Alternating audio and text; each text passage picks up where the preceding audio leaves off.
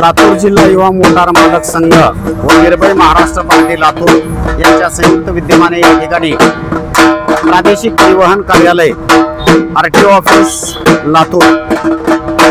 या ठिकाणी होत असलेल्या अनागोंदी कारभारा संदर्भामध्ये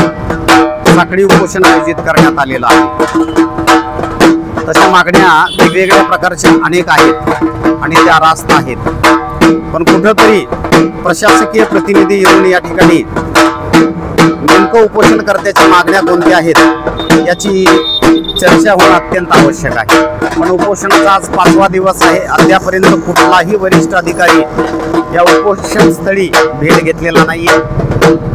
आणि दिवसेंदिवस सर्वसामान्य जनतेची जी आर्थिक लूट वेगवेगळ्या प्रकारचे भीतीदायक वातावरण प्रशासकीय अधिकारी आणि कर्मचाऱ्यांच्या वतीनं निर्माण करून जनतेला लुटण्याचं काम हे जे करत आहेत, तर ते कुठंतरी थांबलं पाहिजे या दृष्टिकोनातून हे साखळी उपोषण आयोजित करण्यात आलेलं आहे। सर्व राजकीय सत्ताधाऱ्यांनी त्याचबरोबर सर्व वरिष्ठ अधिकाऱ्यांनी या बाबीची नोंद घेणं आवश्यक आहे, कारण जनता सर्व जनतेचा सर्वांगीण विकास करण्याची जबाबदारी कुठेतरी शासनावर आणि प्रशासनावर आहे। तर ही गोष्ट त्या